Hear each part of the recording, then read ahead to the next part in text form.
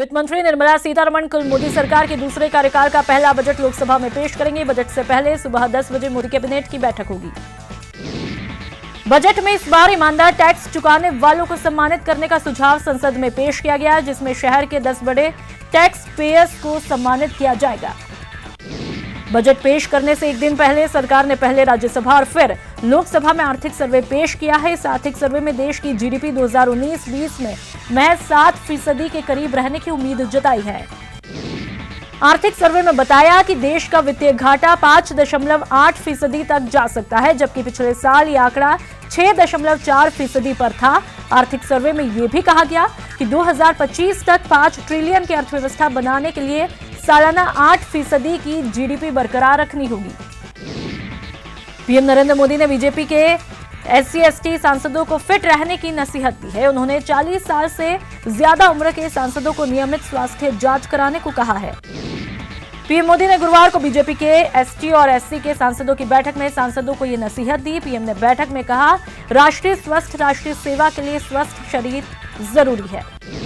राहुल गांधी के इस्तीफा देने के बाद पार्टी की कमान अभी किसी के पास में नहीं है। इसी संकट को दूर करने के लिए अगले हफ्ते पार्टी वर्किंग कमेटी की बैठक बुला सकती है, जिसमें अंतरिम अध्यक्ष पर फैसला हो सकता है।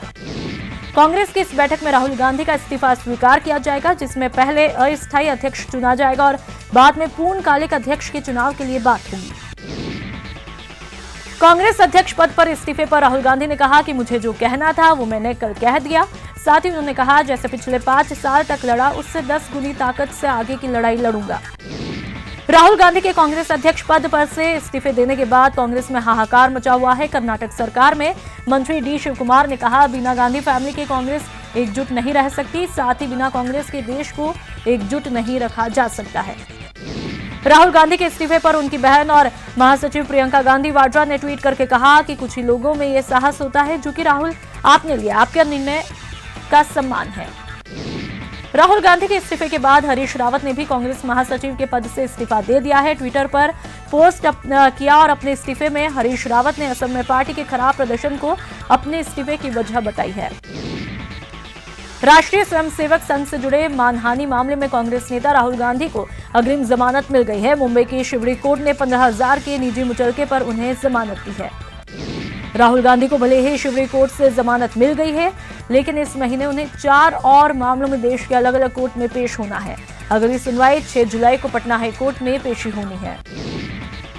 मुंबई कोर्ट में राहुल गांधी की पेशी के बाद कांग्रेस ने अपने ऑफिशियल ट्विटर हैंडल पर एक वीडियो पोस्ट किया है। इस वीडियो के जरिए संघ पर निशाना साधा है। शून्यकाल में लोकसभा स्पीकर ने आज आप सांसद भगवंत मान को नसीहत दी। मान ने बिना अनुमति के शून्यकाल में विषय बदला था, जिस पर स्पीकर ने उन्हें सदन के नियम की याद दिलाई। बीजेपी के विधायक मनजिंदर सिंह सिरसा ने केजरीवाल पर भ्रष्टाचार के आरोप वाले पोस्टर दिल्ली के कई इलाकों में लगवाए हैं। पोस्टर में केजरीवाल को सबसे बड़ा लुटेरा बताया है। गुजरात में राज्यसभा चुनाव के दौरान कांग्रेसी नेता क्रॉस वोटिंग के डर से खौफ में है और इसी वजह से सिरोही के एक रिजॉर्ट में 69 विधायकों को रखा है। शुक्रवार को ही राज्यसभा के लिए वोटिंग होनी है। बिहार विधानसभा के अंदर और बाहर आज भी एईएस बुखार से मरने वाले बच्चों को लेकर हंगामा हुआ है। साथ ही यहां पूरे बिहार को सूखा प्रभावित घोषित किए जाने की मांग भी हुई है। हुर्रियत नेताओं समेत घाटी के 112 अलगाववादियों और उनसे सहानुभूति रखने वालों के कम से कम 220 बच्चे विदेश में पढ़ते रहते हैं। गृह मंत्री अमित शाह ने इस बाबत सदन में जानकारी दी है। अलगाववादियों के खिलाफ इस पोल खोल अभियान की जमीन गृह मंत्री अमित शाह ने पिछले हफ्ते तैयार की। वहीं जम्मू कश्मीर में राज्यपाल शासन के विस्तार के मुद्दे पर उन्होंने संसद में 130 हुर्रियत नेताओं के डिटेल रखे, जिन्होंने अपने बच्चों को हायर एजुकेशन के लिए विदेश भेज रखा है। आतंकी हाफिज सईद पर कार्रवाई करने के बाद पाकिस्तान एक बार फिर से अपने पुराने ढर्रे पर लौट आया है। पाकिस्तान के विदेश मंत्रालय ने कहा, दाऊद इब्राहिम पाकिस्तान में नहीं है। पाकिस्तान के इस जवाब पर विदेश मंत्रालय के प्रवक्ता रवीश कुमार ने प्रेस कॉन्फ्रेंस कर दाऊद इब्राहिम के ठिकाने के बारे में पाकिस्तान को घेरा है। रवीश कुमार ने कहा कि दाऊद इब्राहिम कहां छिपा है, ये तथ्य हर कोई जानता है। 26/11 हमले के मास्टरमाइंड हाफिज सईद पर पाकिस्तान की कार्रवाई को भारत ने दिखावा बताया है। विदेश मंत्रालय के प्रवक्ता रवीश कुमार ने कहा, हमें पाकिस्तान के अधूरे एक्शन से उसके झांसे में नहीं आना चाहिए। बता दें कि इससे पहले अब अमेरिकी जांच एजेंसी ने भी लंदन कोर्ट में दावा किया कि डी कंपनी का सरगना पाकिस्तान के कराची में है और वहीं से अपने अपराध नेटवर्क को चला रहा है। पाकिस्तान की जेल में कैद भारतीय वायुसेना के अधिकारी कुलभूषण जाधव पर इसी महीने फैसला आ सकता है। विदेश मंत्रालय के प्रवक्ता रवीश कुमार ने कहा कि इस मामले में जिरह हो चुकी है। अंतर्राष्ट्रीय अदालत इस पर जल्द ही फैसला सुनाएगी। करतारपुर कॉरिडोर पर विदेश मंत्रालय के प्रवक्ता रवीश कुमार ने कहा, हमने पाकिस्तान के साथ बातचीत के लिए कुछ तारीखों का प्रस्ताव रखा था, जिस पर वे राजी हो गए हैं। वे 14 जुलाई को बातचीत के लिए भारत आएंगे। कामकानी मामले में जोधपुर कोर्ट ने अभिनेता सलमान खान को फटकार लगाई है। कोर्ट ने कहा, अगर सलमान जल्द हाजिर नहीं हुए तो फिर उनकी जमानत कैंसिल कर दी जाएगी। अमरनाथ यात्रा के रूट में किसी भी मुसीबत से बचाने के लिए आईटीबीपी के जवान चट्टान की तरह ढाल बनकर खड़े दिखाई दे रहे हैं। ऐसा ही एक वाकया तब हुआ जब बालटाल रूट पर एक चट्टान टूट गई। इस दौरान जवानों ने अपनी शील्ड से श्रद्धालुओं के रास्ते में आने वाली मुसीबत को रोका। ओडिशा के पुरी में भगवान जगन्नाथ की रथ यात्रा धूमधाम से आयोजित की जा रही है। इस रथ यात्रा में शामिल होने के लिए पूरी दुनिया से हजारों लोग पुरी पहुंचे हैं। इस रथ यात्रा के दौरान भगवान जगन्नाथ, उनके बड़े भाई बलभद्र और बहन सुभद्रा अलग अलग 3 भव्य रथों पर निकलते हैं।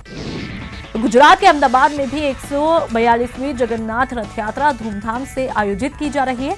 यहाँ भी रथ यात्रा में शामिल होने के लिए हजारों लोगों की भीड़ उमड़ी है। गृह मंत्री अमित शाह ने आज सुबह 4 बजे अहमदाबाद में भगवान जगन्नाथ की 142वीं वार्षिक रथ यात्रा से पहले ऐतिहासिक मंदिर में पूजा अर्चना की।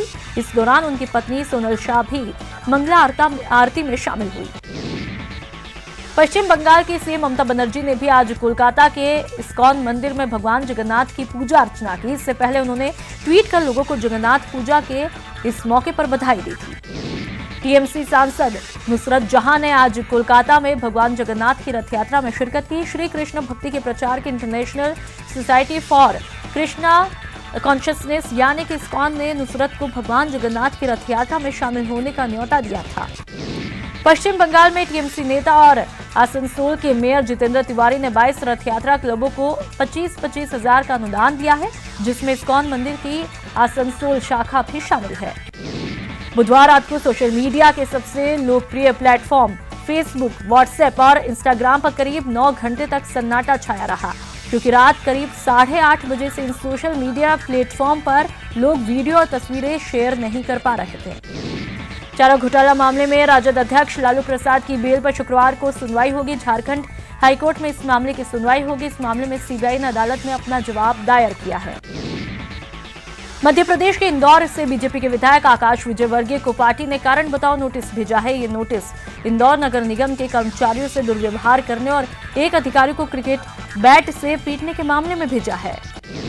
महाराष्ट्र के पूर्व सीएम और राज्यसभा सांसद नारायण राणे के बेटे नितेश राणे ने इंजीनियर पर कीचड़ फेंकने के मामले में कंकावली थाने में सरेंडर किया है। राणे समेत उनके करीब 40 से 50 समर्थकों के खिलाफ कई धाराओं में एफआईआर दर्ज की गई है।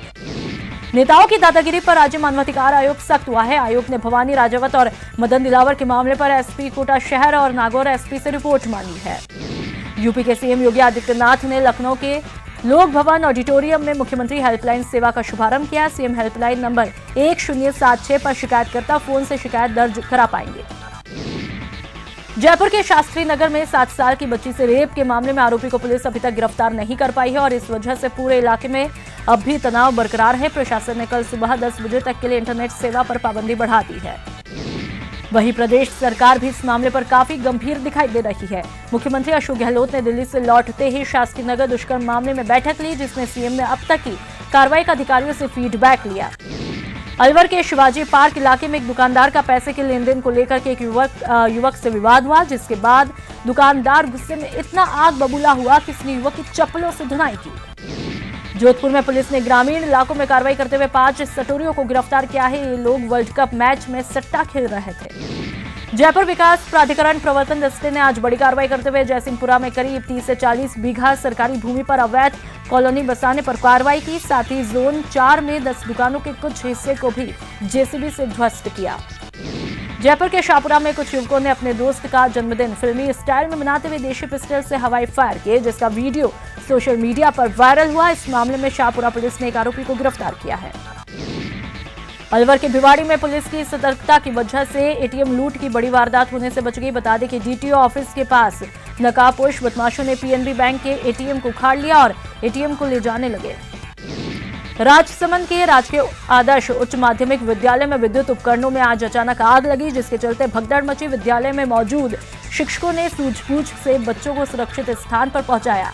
आग के बाद दमकल और केलवा पुलिस को घटना की सूचना दी। स्कूल के ऊपर से गुजर रही 11,000 केवी की लाइन टूटने से स्कूल के मीटर पर गिरी। मरुधरा में मानसून ने धमाकेदार दस्तक दी है। झालावाड़ और उदयपुर समेत कई हिस्सों में जोरदार बारिश हुई है। इस बारिश की वजह से कई जगह सड़कों और निचले इलाकों में पानी भर आया है। ईरान और अमेरिका के बीच चल रहे तनाव को ईरानी राष्ट्रपति हसन रूहानी ने हवा दी है। रूहानी ने अमेरिका को बेहद सख्त लहजे में कहा कि ईरान अपनी मर्जी से जितनी मात्रा में चाहे यूरेनियम का संवर्धन करेगा और ये काम रविवार से शुरू हो रहा है। उत्तर कोरिया ने अमेरिका पर उनके खिलाफ शत्रुतापूर्ण गतिविधियों पर अड़े रहने का आरोप लगाया है। अमेरिका स्थित उत्तर कोरियाई प्रतिनिधिमंडल ने आरोप लगाते हुए कहा कि अमेरिका प्रतिबंधों के प्रति आसक्त है। पाकिस्तान के पेशावर में नाव हादसे में मरने वालों की संख्या बढ़कर 6 हुई है, जबकि कई लोग अभी लापता बताए जा रहे हैं। रेस्क्यू टीम के मुताबिक लापता लोगों के जिंदा बचने की उम्मीद बहुत कम है। विमान निर्माता कंपनी बोइंग ने कहा कि वो दुर्घटना के शिकार हुए 737 मैक्स विमानों के पीड़िता के परिवारों और समुदायों को $10 करोड़ की मदद देगी। वर्ल्ड कप में आज अपने आखिरी मुकाबले में अफगानिस्तान और वेस्टइंडीज की टीमें आमने सामने हैं। वेस्टइंडीज ने पहले खेलते हुए अफगानिस्तान के सामने 312 रनों का लक्ष्य रखा है। भारतीय ऑलराउंडर रविंद्र जडेजा ने पूर्व क्रिकेटर संजय मांजरेकर को लोगों का सम्मान करने की नसीहत दी है। संजय मांजरेकर ने जडेजा को निशाना बनाते हुए कहा था कि वो इस वक्त ऐसे खिलाड़ी को टीम इंडिया की प्लेइंग 11 में नहीं देखना चाहते जो कि किश्तों में परफॉर्म करता हो। इंग्लैंड के कप्तान इयोन मॉर्गन वर्ल्ड कप में सेमीफाइनल का टिकट कंफर्म होने पर खुश है। कीवियों पर जीत के साथ ही तालिका में तीसरे नंबर पर पहुंचे इंग्लैंड को टूर्नामेंट का दूसरा सेमीफाइनल एजबेस्टन में खेलना है।